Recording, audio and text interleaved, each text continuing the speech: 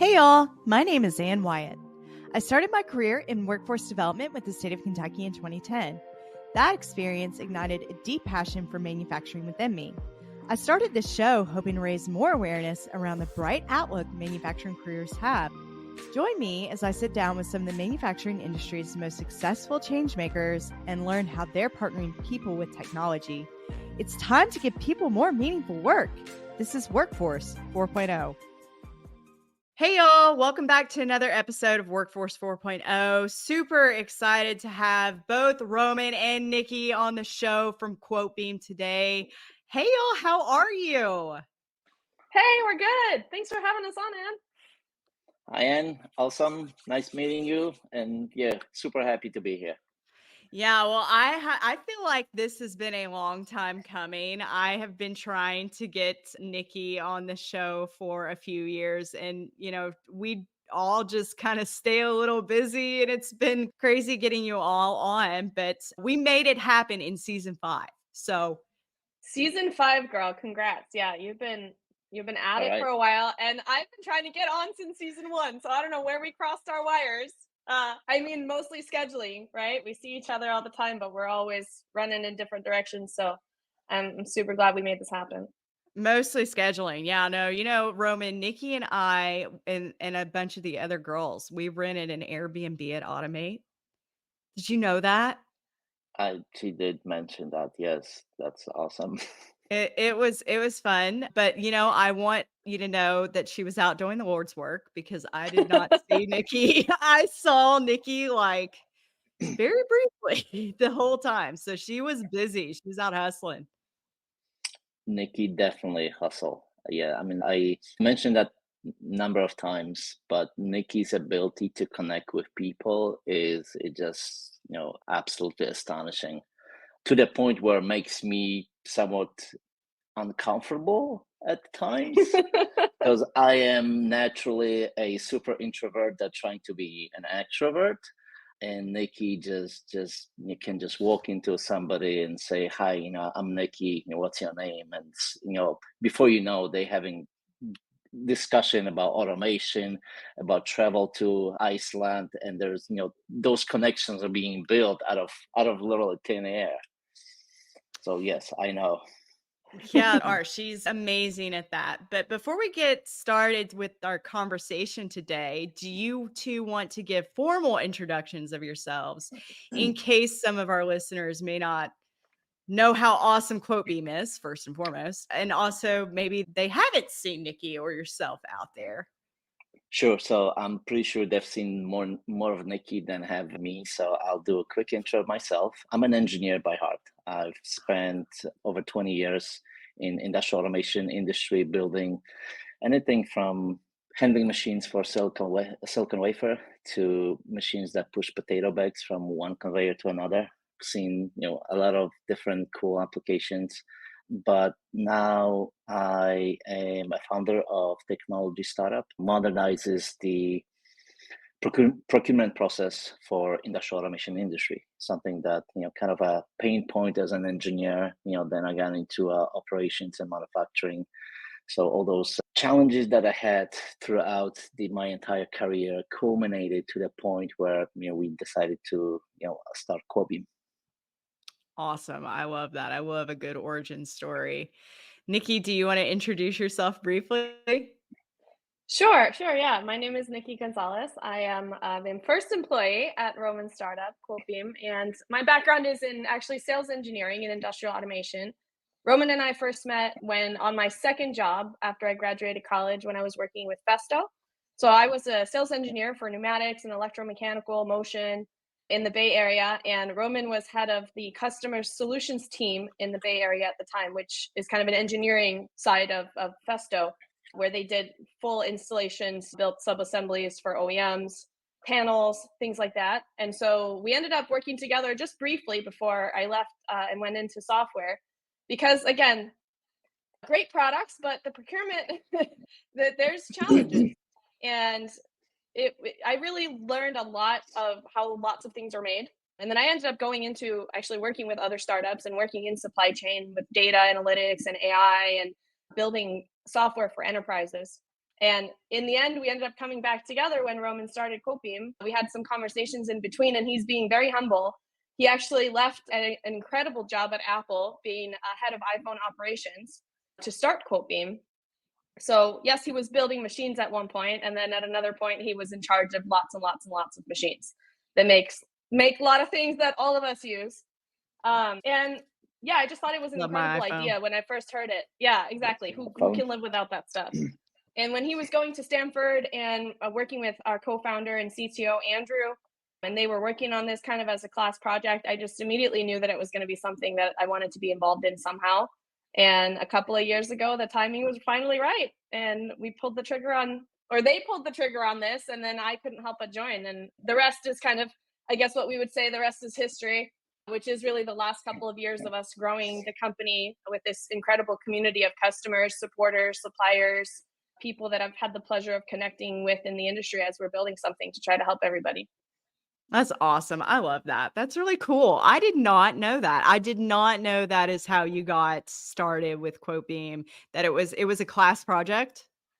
Well, I actually started before, So one thing that really makes, well, I wouldn't call it successful companies, but one thing that makes companies succeed is perseverance and grit. So I actually failed Quotebeam before it became a school project. I started with a friend of mine, and we just didn't make it. There were so many things that we didn't know. Even as a simple thing as forming a company. We started an LLC, which means that LLC can never take venture capital money because you cannot issue stock, right? So as simple as that, and there was a number of things that led into us failing the first time. So I kind of parked this for probably about 2 years. And then after that, I went to Stanford, met my co-founder, and learned a lot of new things. And that actually became a school project. One of the classes, our teacher said, "Hey, we're gonna build a go-to-market strategy, and you have to come up with an idea. If you don't have an idea, don't worry. I have a spreadsheet with about 150 different ideas. You can take one of mine." And I didn't need a spreadsheet. I already knew what I'm gonna do, and I managed to convince five students in my class to do Quotebeam as a school project. And of course, we aced it. Everybody got an A in that class. And then a couple months later, Andrew and I, we met in Palo Alto for lunch. We sitting like, "Hey, do you want to do this full time?" It was Andrew asking me if I want to do it full time. I already know, hell yes, I want to do it full time. So we bootstrapped it for a couple of years. We kind of play around with different ideas. Where we started and where we are right now is very different. Our mission has stayed always the same, but the road that we took to get where we are is very, very windy. So we made a few major pivots, smaller pivots, adjustments as we build a product, as we talk with customers. And our customers, that's a very broad area because we interact with engineers, procurement buyers that use the product. We interact with distributors, with manufacturers directly. So it's been a very, very interesting journey. That's amazing. Yeah, I really want to get more into some of those lessons that you touched on with that story from Quotebeam. But before we do that, there's a really important question I've got to ask y'all because I'm dying to know. But if we're out and we're hanging out at a show or we're doing like a networking event or whatever, I love to like sing, like, not professionally or anything, like mostly in the shower and like karaoke and stuff. But like, I love to do karaoke. So if we were gonna go sing some karaoke, I've got to know what your go-to karaoke song is from each of you. I need both responses. I'm gonna let Roman take this one first. Oh boy. All right. So first of all, just for the disclosure, I don't do karaoke. I mean, I cannot sing. And I know that. My wife reminds me that, every time I try to sing, that you cannot sing. She drags me to karaoke. She loves karaoke. She sings. I refuse to sing. However, was it about 2 weeks ago? We had our company offsite. This time we had it in San Francisco. So the whole team from Europe, from US came to San Francisco. And I didn't know that, but after one of the dinners, we're going somewhere. I have no idea where we're going. And we went to a karaoke bar. Awesome. So, now I'm not even drunk. I mean, I had maybe one beer, so I wasn't even drunk.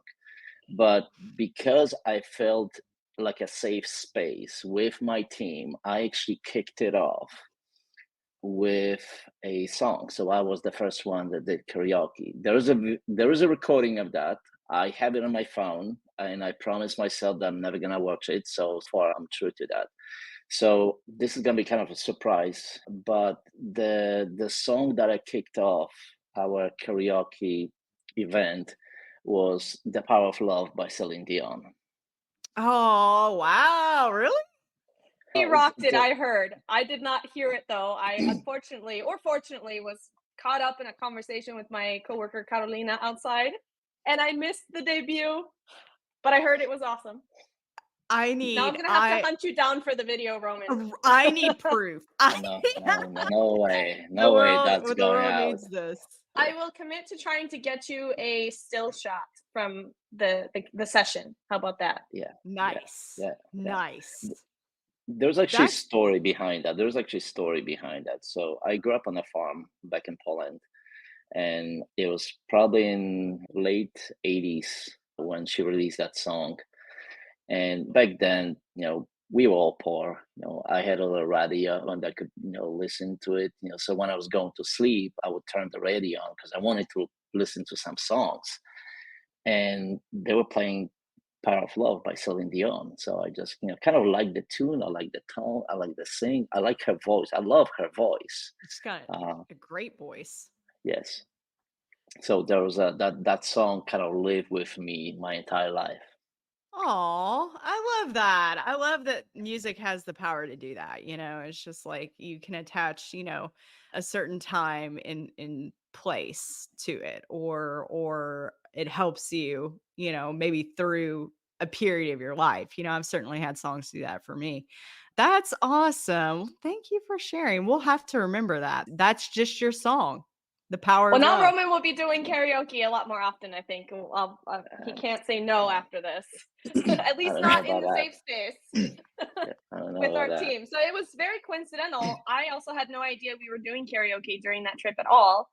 And that night, maybe even in the Lyft or the Uber ride over, I was talking to my coworkers, Nick and a couple other people, about the karaoke that Ali and I did at TraceRouteCon with Josh Varghese up in Dallas. And I also don't do karaoke very much. I'm so terrible at singing. My kids ask me not to stop, like when I sing in front of them. Whatever. But Ali and I, so the other thing I forgot to mention in my intro is that I co-host this podcast called Automation Ladies with Alicia Gilpin, otherwise known as Ali G. And we attended this training together. It was about OT networking for SCADA systems and cybersecurity.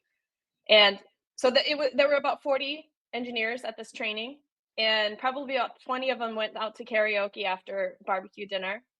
And Ali and I kicked it off completely sober with Spice Girls, "Tell Me What You Want." Nice.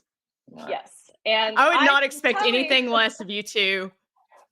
That's awesome. That story the night that we were in San Francisco to Nick and a couple of my other coworkers. And I was like, if I can do it, anybody can do it. I was like, even Roman can do it. And then lo and behold, we ended up at a karaoke bar like 30 minutes after that. Yeah. I think even Nick asked, like, hey, is this because we were just talking about it, or who decided we were doing karaoke? And it was an amazing night. I also ended up belting out I don't even remember the songs we sang. But to be able to do that with your team, or in the case of that OT, I'm mixing it up now, TraceRouteCon, it was a group of 20 engineers that didn't know each other very well. Just a few of us kind of knew each other from before. And you walk into one of these karaoke bars, there's not like a party already happening in the room. The room is empty and quiet. You are the party. You have to be the party. And, these guys, mostly guys, there was a couple other women, we're kind of standing in the corners and trying to be as far away from the microphones as possible. And we just, Allie and I, we both had made the commitment, like, we're just going to start it and we're going to be terrible and it's going to be fine. Just like we kind of did with the podcast and everything else that we do. And it's kind of amazing how that can just make everybody else in the room feel comfortable. Like, if you're going to go make an ass of yourself in front of them and you're okay about it, then you know what? It's okay for them to do it too. Yeah. And then it turned out, of course, some of them are amazing singers. Some of them have done it a bunch of times. Some of them, that was also their first time. But we ended up with a really great kind of bonding experience with just a room of people that if you had walked me in there earlier and said, these people are going to be best friends singing, you know, Eminem together or whatever it was, like, and Johnny Cash, right? Like, I would have never imagined. But music can bring people together like that. Even introverted engineers that would think they would never do it. Absolutely. Yeah, no, I love that. I love that story. I didn't know that you all sang the Spice Girls, but that makes me very proud. And then you all are doing Automation Ladies is doing OT Skateacon. Yes, and I got to be careful. So that's another, I guess I'm just now used to saying that. I say it too often. My Nick Getz, I want to give him a shout out. He works at Quotebeam. He heads up our marketplace and our quotebeam.com website. So now if somebody's in a pinch and needs a part, it's Nick that saves the day, not me anymore. But he thought I was saying OT SkaterCon, like skateboarding or something. He's like, man, you guys are so cool. Roman, that would be cool. Can we get one of those? Yeah, sure. And because I guess, of course, not to everyone, SCADA, SCADA stands for Supervisory Control and Data Acquisition, and it's a software system that sits on top of manufacturing plants or processes and things like that, and reports out. But if you're not, kind of deep in controls engineering, you may not know what that means. And so a bunch of people thought that I was saying SkaterCon. So now internally, as we're planning, our head planner for the event, Emily, she just refers to it as Skater now. She's like, oh, are we talking about Skater today? And I'm like, okay, I guess that's just the thing now. We need to get you a skateboard, Nikki. Yes. I have plenty of them available in my house. It's gotta be purple. I'm so not coordinated that I just would fall on my face. But then again, just like karaoke, I should just embrace the fact that I'd probably be terrible at it and still get a purple skateboard and give it a shot, right? I think it's amazing. So huge shout out to Quotebeam for being one of the sponsors of OT SkateAcon. We're kind of working through that now, but it's very exciting. We have like 20 very cool industry speakers that are subject matter experts in their own areas, and they're actively, out in the field working. It's not just a bunch of sales pitches, but it's got a real kind of community feel to it, and everybody that's involved has come together to try to make it happen. So it fits very well with like the ethos of how we're developing the Quotebeam platform, which is with the input of everybody that's excited enough to want to be involved. That's awesome. I love that. Yeah, I think Quotebeam's really kind of developed its own community as well. And I definitely want to get into that more in the conversation too. But really what I love the most and what I really want to start with is the concept of not only the user input, right, Nikki, in the community input on how to develop the platform and optimize it for the user, but the spirit that you all have in your culture, that it seems like you really embrace this idea of intrapreneurship, which is different than entrepreneurship. Obviously, I'm into entrepreneurship. I just have a company, but having those same types of driven principles, like highly motivated, highly creative, highly communicative, very good at your own personal branding. Those are kind of things that we would think about when we're thinking about entrepreneurship and applying those characteristics. What are your, what kind of inspired that journey of entrepreneurship and developing that within Quotebeam? And, do you kind of consider that innovative in this space? Was this something that just kind of happened like organically? What are your thoughts there, Roman? That's a lot of questions there, so I'm gonna try to get to all of it. I think the first one is maybe why, right? I had this idea all the way in the back, in the back of my head.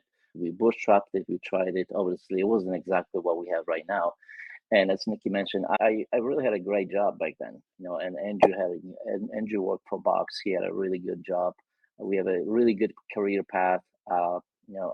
I loved Apple. I still love Apple. I mean, the time that I have over there, and I was there 5 years, I loved everything about it. I love the team, the product, the company, the culture, the mission, all of it. So that was a big decision for me, and the reason why is because when we regret things, we regret more so things that we don't do, and not so much the things that we've done, right?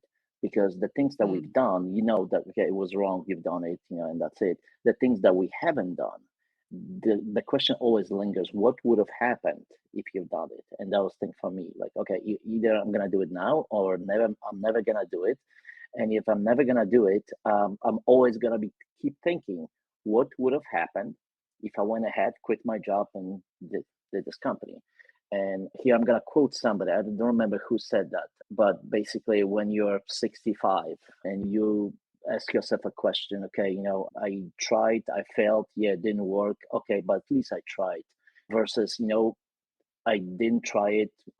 Maybe I could have made it, and you have that regret for the rest of your life. So that was the point when I say, no, I am gonna do it. So the first is really overcome the fear. And I know a lot of people think, I'm not ready yet. I'm not ready yet. You know what? You're never gonna be ready.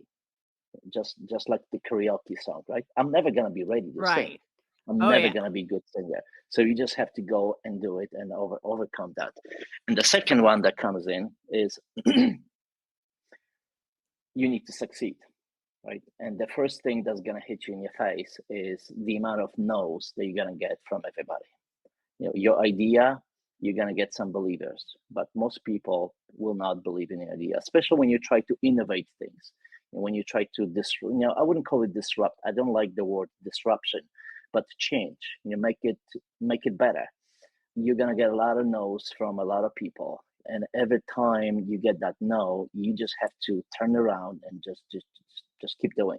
You cannot give up after you get all these no's, and that also translates to the team that you're gonna bring on board, because just like you're getting a no, right, everybody else is gonna be getting that no, because it's the whole team gets a no. So whether this is you go to a customer and tell them, hey, we can help you, we can do things better for you, right?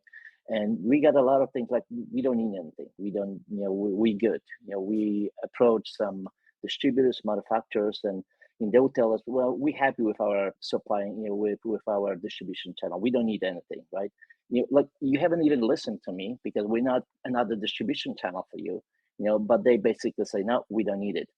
And it can be very discouraging. It can bring you down, and it's very stressful. It can bring the entire team down. So the way you build that team at the very beginning, you really have to make sure that you build a specific environment, specific culture, and you bring people that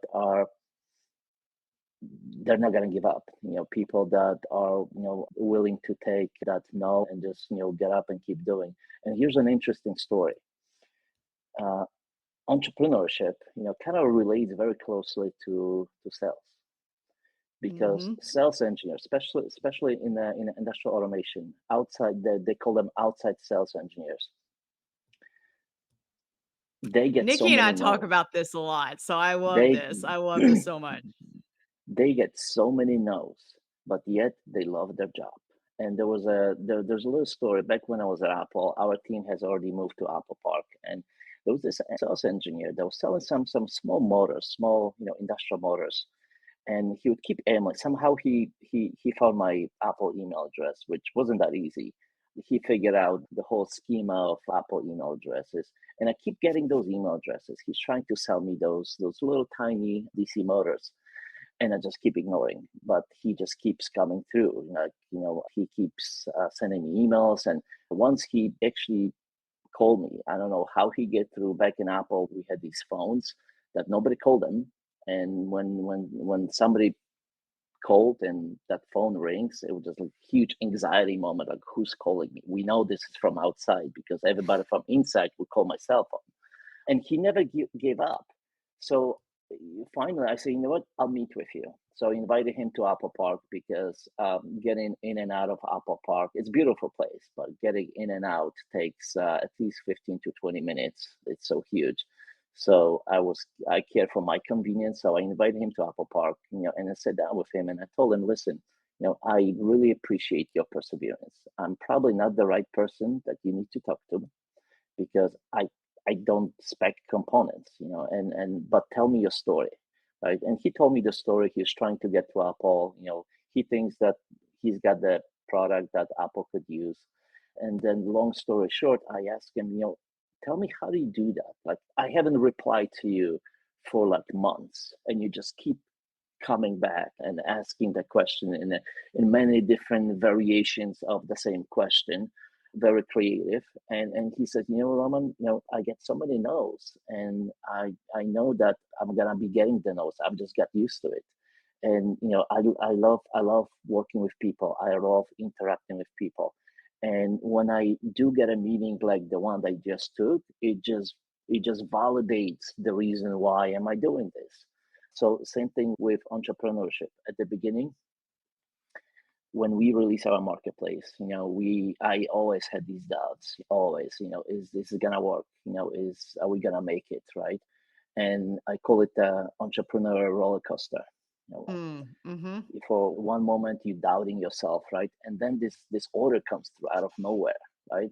And your emotional state just shoots up to the top. Like, you're okay, well, people believe in us, right? This is great. And then it's like a pendulum. Like, it just goes up, then goes down, and then eventually just levels off. So you're in a good state. So yeah, it's all about perseverance, and it's all about not giving up, because you're gonna get so many no's from all over the place. Um, I love that. I love that story. Thank you so much for sharing. Is that something that you, when you're hiring new employees into Quotebeam, is there a way that you screen for perseverance? Is there a way that you screen for that? kind of. I think every founder, a startup founder, has its own way. I know Uber and Travis got its own way. I'm not sure if I agree with that, but for the product that he was building and his own personality, that was what he would ask. I'm not gonna say it on your podcast because you have to mute it out.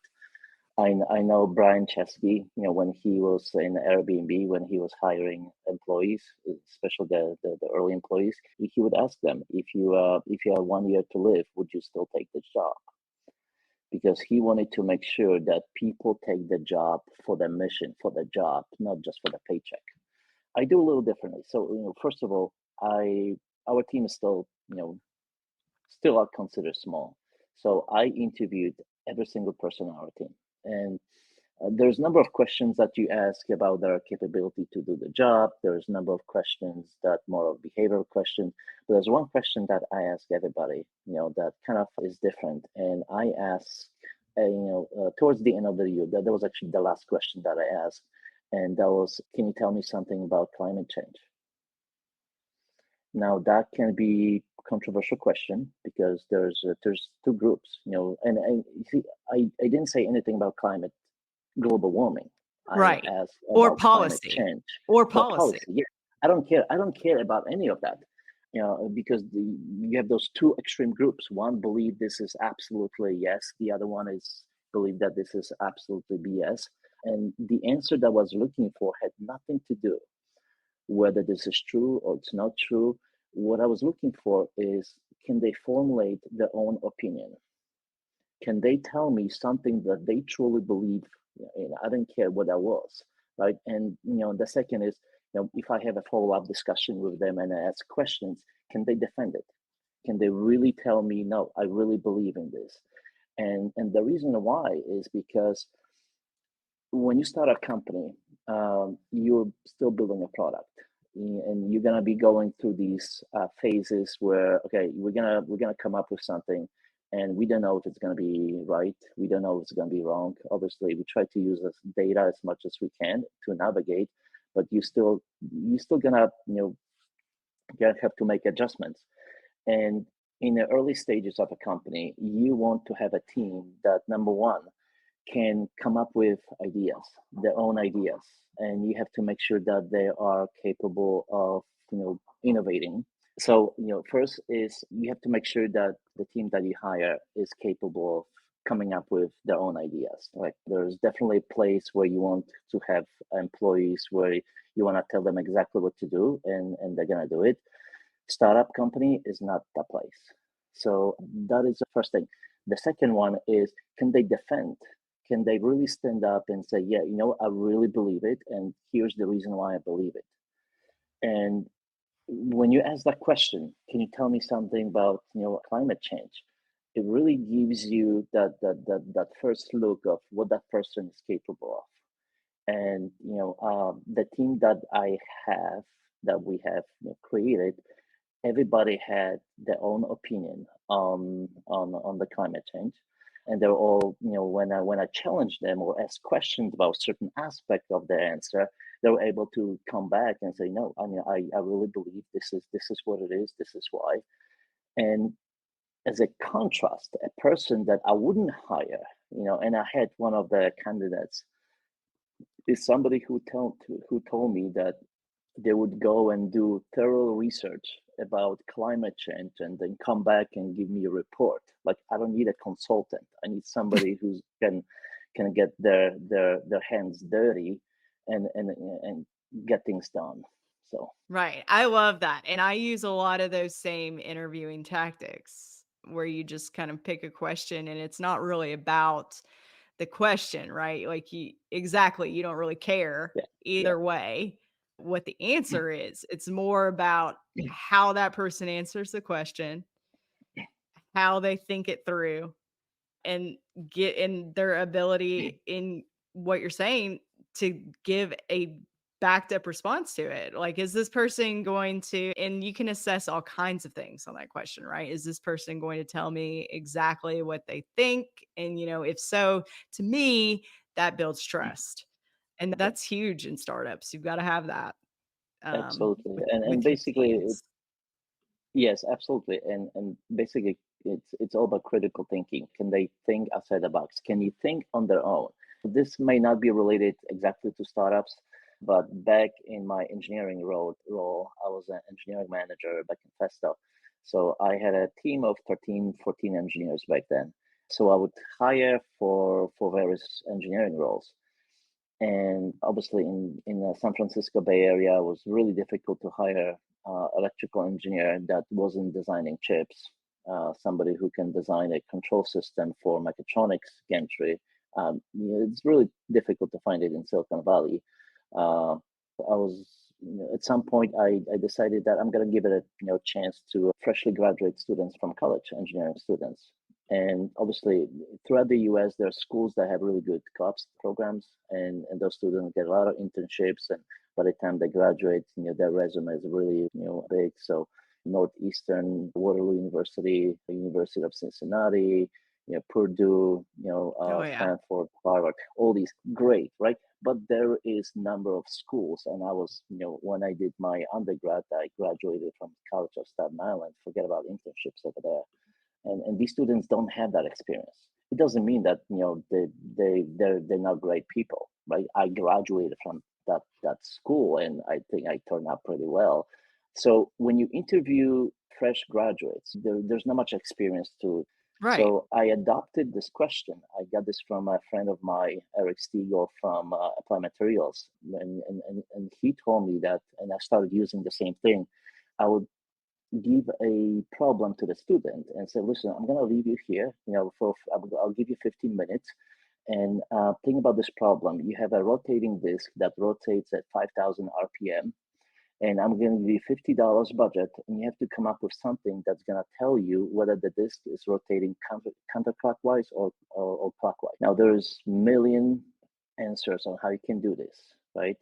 And at the end of the day, Okay. I didn't care what the answer was. What I wanted to see is, can that student, can that candidate, can that person come up with some ideas? What I was hoping to see is brainstorming of ideas. Maybe I can use this, maybe I can use that, and see how can they use engineering concepts, things that they have learned in their school, to apply to this problem.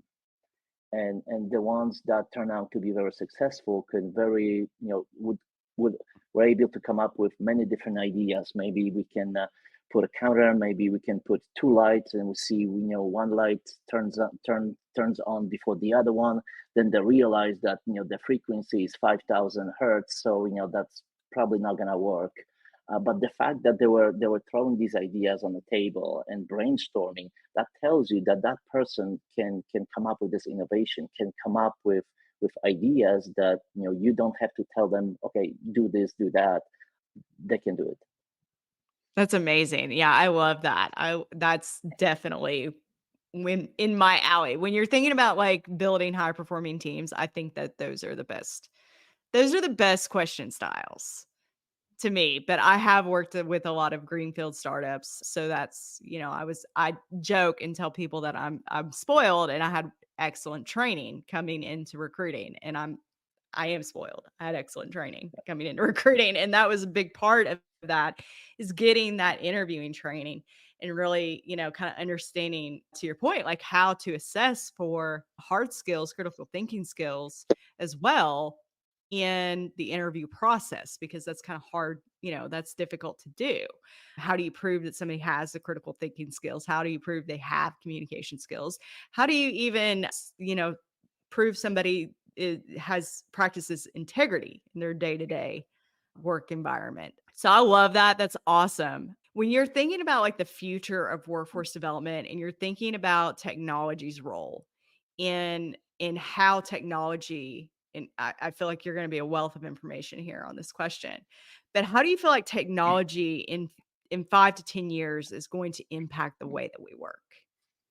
I think you're kind of relating to the question: are the robots going to take our jobs? Right. Is that the hidden question over here?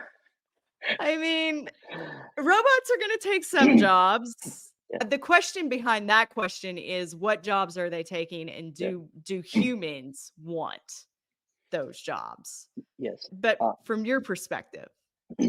So maybe let's take a step back, right? And let's go back to probably 1970s, 1980s. Telephones. To have a telephone at home, it was a luxury. At least back in Poland when I lived, there was in the town where I lived, there's probably 4 or 5 telephone lines, and there was over 1,000 houses, right?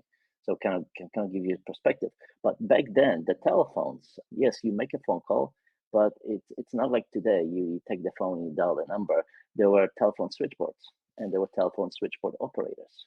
You basically call somebody and tell them that you want to connect with that person somewhere in that city, and there's a one switchboard, one operator to another operator, and maybe 1 minute, 2 minutes later you get connected to the call, and then automated switchboards came through, right?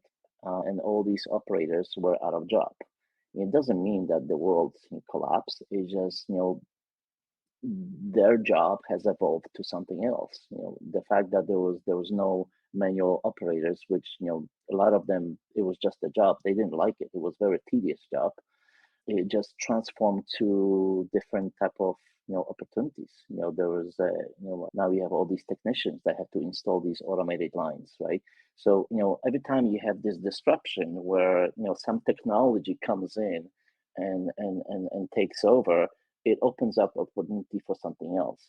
So if we look at the robots, right, the robots are entering in every part of our lives. It opens up enormous opportunities for different professions, different type of jobs. So now you have more technicians, you have more engineering jobs around the technology. If you look at the AI, right, AI is not just AI by itself. This is not something that creates it on its own. You have an army of people, engineers, software engineers behind it that are creating this. We're just becoming much more smarter as a as a species. We're becoming much more smarter. Now, one thing that it does change to us, and that's what I can tell right now, and that's gonna go into future, is our behavioral patterns. The advancement in technology changes us as human on how we interact with in our daily lives.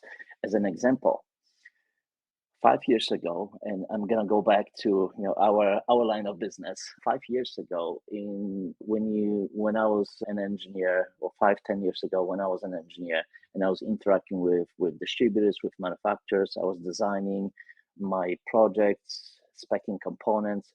I have a question, I need a quote, I need pricing, availability questions. I would send an email, and I would wait.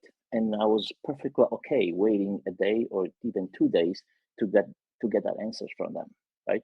If I needed something quickly, I would call them, and I call them repeatedly until they answer. But most of the time, I was okay with getting that answer.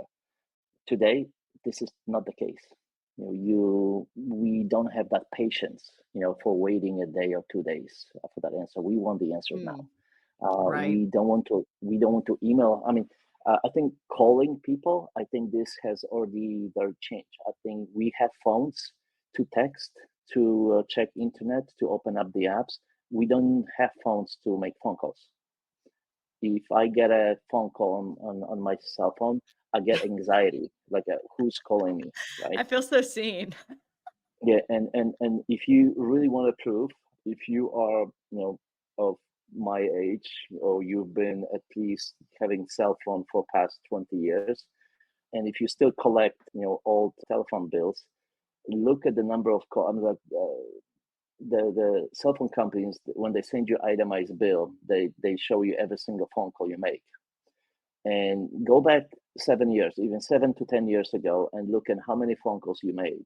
And then look at the bill today and see how many phone calls you make or receive. It's a huge, huge difference, right? So you have this shift in technology creates a shift in behavior patterns. So now emails, yes, we all use emails because we have to. And just a matter of time until something better is going to come up. We all going to drop emails. That's what happened to fax machines.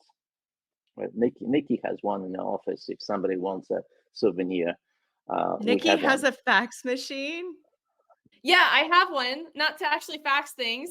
We were using it for fun, for a prop for a show. We decided, I went to the thrift store and we got a bunch of old tech and stuff because, well, I don't know. It's fun to reminisce, I guess. I'm reserving the right to smash it with a baseball bat at some point out Nice. my office yard if I have the need. But I needed a fax machine. I was filling out vendor paperwork for a large, like Fortune, I don't know what they are, beverage manufacturer that everybody drinks, everybody knows. I was filling out their approved vendor paperwork. And one of the required fields was still a fax number. I don't know what they're planning on faxing me, but I had to go find somebody that I knew with the fax machine. I mean, I know we have all those e-fax and things, but I just like, honestly, even that, why would I bother with that? Like, we have email, it makes no sense. It's wild. Somebody asked you to fax them something? No, they didn't, and I don't think they ever use it, but it's still a required field on their paperwork that you have to fill out a fax number, which to me blows my mind. To somebody younger than me, like you, Ann, you and I, we're not like Gen Zers or anything. No. I have used a fax machine. One of them to fill out a paperwork and ask them for their fax number. Like, let me get those fax digits. Yeah, and I was just talking to Emily, who's helping us put together OT Skatacon. She has a marketing agency and she works with different business owners and stuff. And she was just telling me today, she's like, oh, it's so nice to work with somebody like my age that will just answer questions over text real quick. She's like, I can actually get stuff done for you instead of having to, she's like, I had this client, he's older and I would email him, I would text him, I would like send him all this information. I just had a few questions. And then he would never reply, but I would like call him on the phone or he'll call me randomly and then just want to chat for an hour and a half. And he's like, I don't know how they get how to get work done. But she was also saying like, it just gives me anxiety. You're going to just randomly call me. Like, how do you not, like I have meetings and I'm the same way. I want to put a time on the calendar then to call you so that I know that that I'm going to be calling or vice versa, because I think somehow everybody younger, like, the phone just randomly ringing. We're like, oh my gosh, what is that? I don't want this. That's funny. Yeah, Roman's right. It really does kind of change the way that your behavior patterns and everything. I know we've talked about my old school Rolodex, so I have antiques too. I have one and I got one for fun, and I'm gonna use it now. For something, not necessarily, replacing my CRM. Right. Yeah. But I was Right. talking to Emily earlier too, and she was saying like, oh, you should just get one of those like digital cards. And I guess I'm Oh, just yeah, those are I feel cool. curmudgeon-y and old now, but I still don't know how those work better. Like, I don't just want you now as a contact in my phone. Like, where's the context to that? How am I going to remember that I met you at this show? I mean, I guess unless I like take meticulous notes and keep everybody in my address book, but things are changing super fast. Amazon has ruined a lot of things for a lot of people. I can order stuff and get it like before I wake up the following day Amazon is in my dangerous. location. I, And now you can just tell Alexa to order the things. Yeah. So the Yes. future of work, I'll chime in on this a little bit. I know you didn't actually ask me, Anne, but part of it I think is already here in the sense that a lot of things that are different, like Quotebeam is a remote first company. When we Uh-huh. started full time during COVID, like investing the money in a Silicon Valley office space makes no sense whatsoever. And now that we could, we still don't. Obviously, this is, I'm talking off the cuff here. This is Roman's decision and all of that. And there may be offices in our future, but part of it is why not spend the money on an experiences for our team to have together that really are special. And we take those special times to bond to make sure. And we have other things like we collaborate over Slack and we have this app that forces us to have coffee with each other. So after this recording, I have a random coffee with my coworker, Nick. And we make sure not to really we try not to talk about work during the coffee times because that's, kind of like the water cooler moments that you miss if you aren't at the office. But honestly, I don't miss having to commute to the office, having a bunch of like talk here and there with people that don't really matter, right? You get Right. inundated with things. I mean, now we're inundated with a lot of digital things, right? I have to check my WhatsApp chats and my Slack. And, Roman and I were talking on 2 different channels yesterday. I was like, oh, I missed your Slack message. Sorry, I'll answer you on text. So, the problems are always evolving and the solutions are always evolving and everything is changing. And I don't know. I think work can be a lot more exciting going forward because if we can automate some of this stuff that none of us really want to do, whether that's physical automation through machinery or robotic, or in our case, using more AI or machine learning or just smart new apps and technologies that have come out that make it easier for like one person to do a lot of things, we have a lot more power to do a lot more stuff, especially people that are entrepreneurial and look at the mission ahead, not just the job to be done or the hours you're getting paid for. I think there's a ton of room for, like you said, the intrapreneurship kind of thing, hiring Mhm. people and empowering them to really make a difference. There's so many more tools now that we can actually provide to workers to be more in charge of their own destiny at work and having more of an impact that I think companies that want to embrace giving their employees the opportunity to take more ownership over what they do, that is becoming easier and easier to do, right, as organizations. I was gonna say that I feel like a lot of traditional companies are more established companies, like distributors, for example. In a way, they're kind of being forced to start being more entrepreneurial because, attracting talent and adopting technology, you have to think outside the box. You can't just, adopt this old playbook that's been there for past 40 years. And one thing you mentioned about Amazon, the changing user behavior is really driven by consumers, B2C markets, Amazon being one of them. And I know a Mhm. lot of people still think that, hey, this is B2B. We do business with companies. It's not the same as Amazon. It actually is. Because if you think about B2B, behind every B2B customer, there's a consumer, right? Especially right now when we work remotely. So think of this buyer or an engineer, right? When they work from home, do they have 2 computers, one for their personal stuff, one for their work? Likely not. Before they go to work, in the morning, they're gonna go on the computer, go do their Amazon, order some stuff, right? And then 8 o'clock, kicks in, and they gotta start work. What do they do? What do they do? They switch to a different tab and they work, right? That's right. And so the expectation on B2B and the work environment is being driven by everything that consumer companies have developed to make life easier for their customers. And the reason why, I mean, throughout my career, I have moved through, different stages, and one of the stages was sales. And I can understand why people, enjoy sales, right? Because they're outgoing, and being able to interact with customers really brings you joy.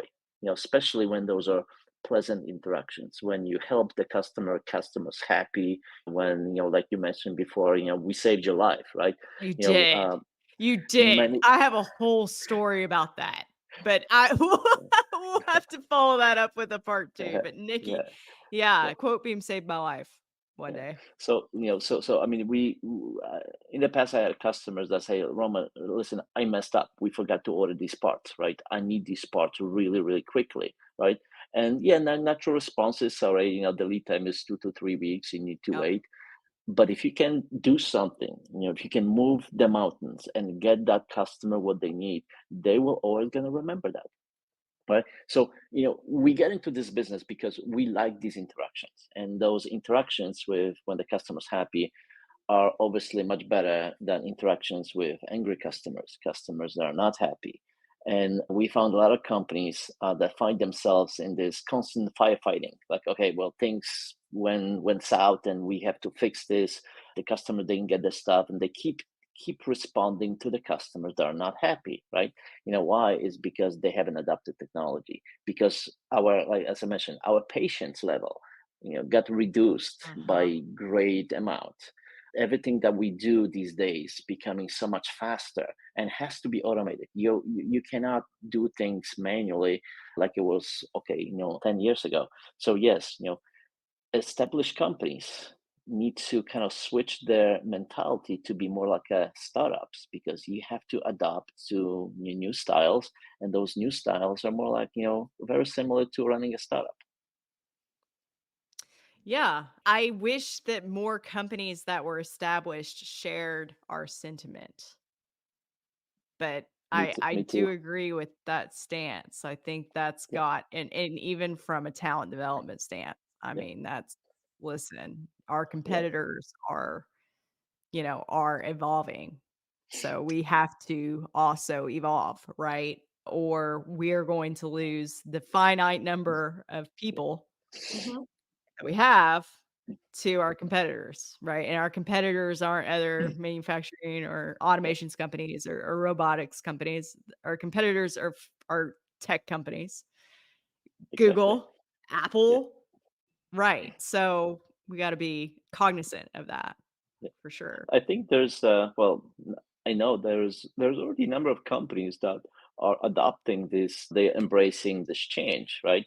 And if you think about it, everybody says, "Hey, this in industrial automation and distribution, this market is very saturated."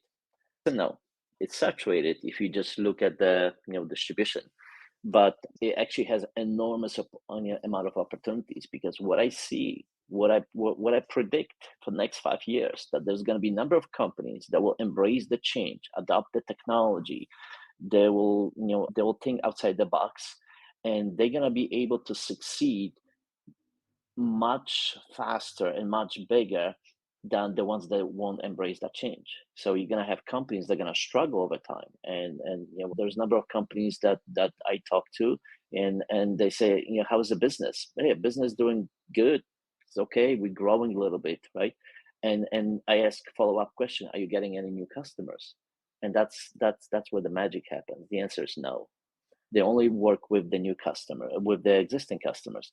They're not getting new customers, right? Mhm. Yeah. So over the next 5 years, we're gonna see a number of companies that are gonna thrive. They're gonna grow. They're gonna double, triple, quadruple their sales, the growth, and we're gonna see those companies that are gonna stay stagnant, and we're gonna see more companies that just basically gonna go out of business potentially.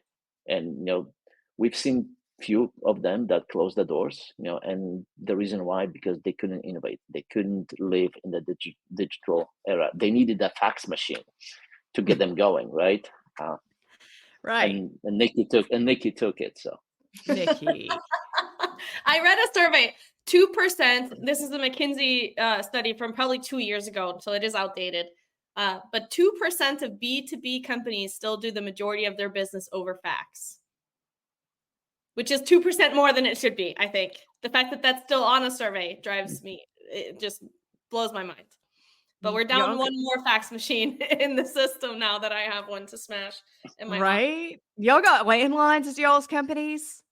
No. Like, no, I mean, I'm asking like the internet, I guess. Yeah. But yeah, right? Y'all got landlines at your company? Oh, that's crazy. That's 2%. Wow.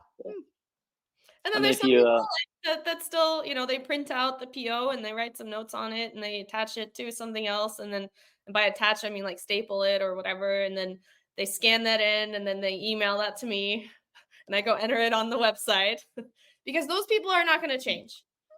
There are some people that they're going to continue doing business the way they do, the way they've always done it until they either retire, leave the business, their business leaves, the market, their business will leave with them.